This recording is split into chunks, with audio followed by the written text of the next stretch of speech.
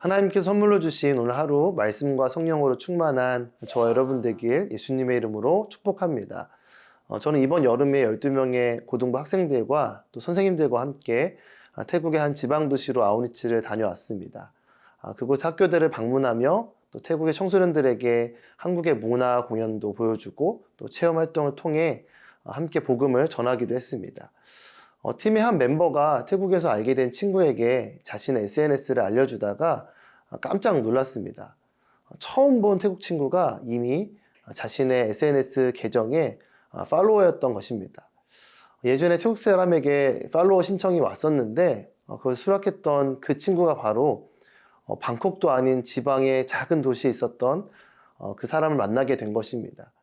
여러분의 팔로워의 숫자는 몇 명인가요? 저는 비공개로 가족들 위주로만 공개하고 있는데요.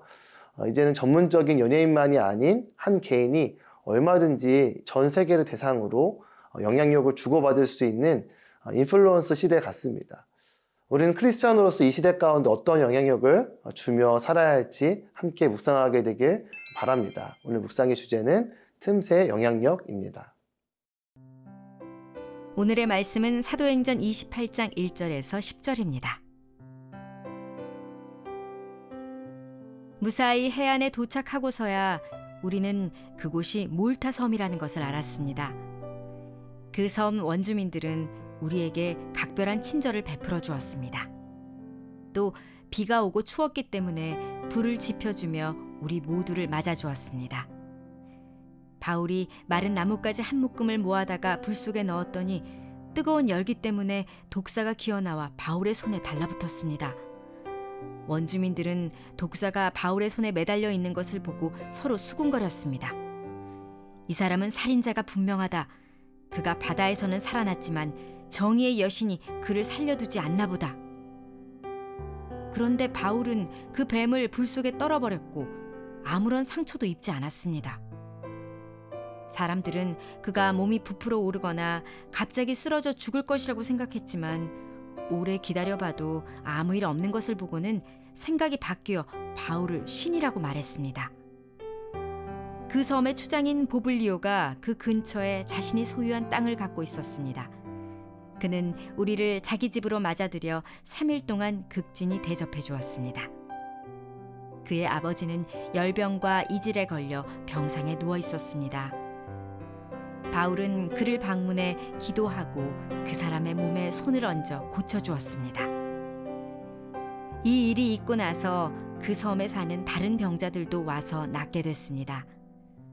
그들은 여러모로 우리를 잘 대접해 주었고 우리가 그 섬을 떠날 때는 우리에게 필요한 물건까지 공급해 주었습니다.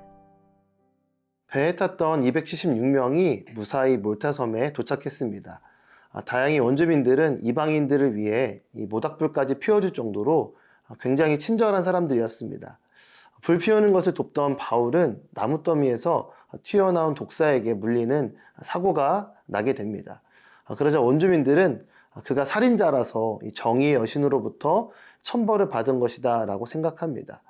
이 원주민들의 생각 속에 자신들만의 생각에 빠져있는 세계관을 보게 됩니다. 예수님 믿고 또 교회를 다니면서도 인과응보나 또 운명론의 세계관에 빠져 있을 수 있습니다.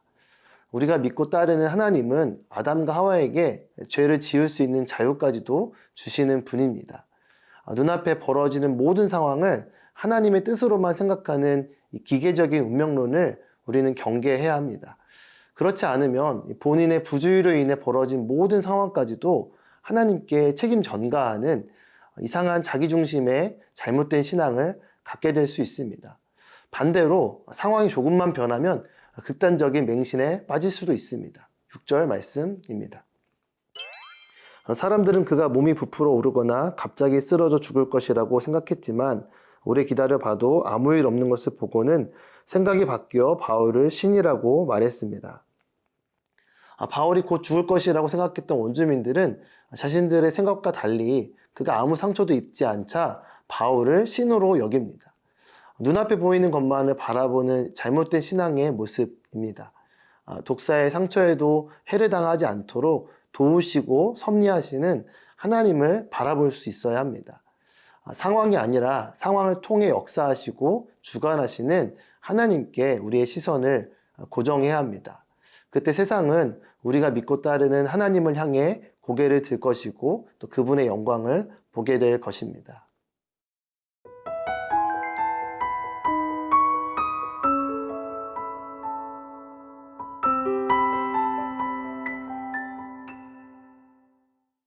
섬의 추장인 보블리오가 이 바울 일행을 환대 속에 초청하자 그들은 3일간 그 집에서 머물게 됩니다.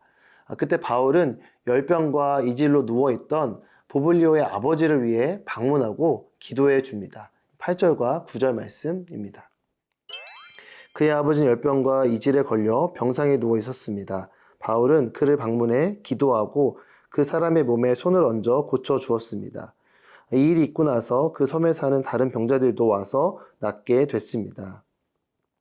하나님께서 바울의 기도에 응답해 보블리오의 아버지를 치유하실 뿐만 아니라 그 뒤로도 찾아오는 모든 아픈 자들을 바울을 통해 치유하십니다.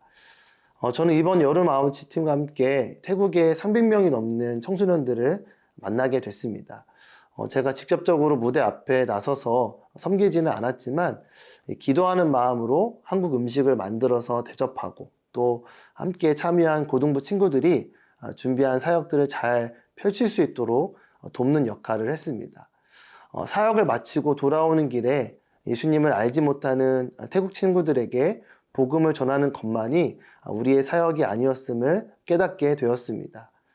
코로나의 긴 터널을 지나며 묵묵히 그 자리를 지키고 섬기고 계신 현지에 계신 선교사님들을 다시 찾아가 만나고 또한 전문인 선교 사역자로서 태국 CGN을 섬기는 분들을 만나고 그분들과 함께하는 그 시간이 너무나 귀한 섬김이라는 것을 알게 됐습니다. 함께하는 시간과 그 만남 자체가 그분들에게 또한 저에게도 회복의 기회가 되는 것을 경험했습니다. 눈에 보이는 우리의 모습은 작고 연약할지라도 주님의 손에 붙들리면 이 바울처럼 회복뿐만 아니라 공동체를 풍요롭고 아름답게 하는 은혜의 영향력을 끼칠 수 있습니다. 우리가 마주하는 상황 가운데 신실하신 주님을 기대하며 나아가길 바랍니다. 오늘도 주님께서 나를 통해 일하실 것입니다. 사랑하는 하나님 아버지, 믿음과 사랑으로 나아갈 때 주님 안에서 회복과 능력을 경험하고 또 그것을 전하는 통로로서 나를 사용하여 주시옵소서. 예수님의 이름으로 기도드립니다. 아멘.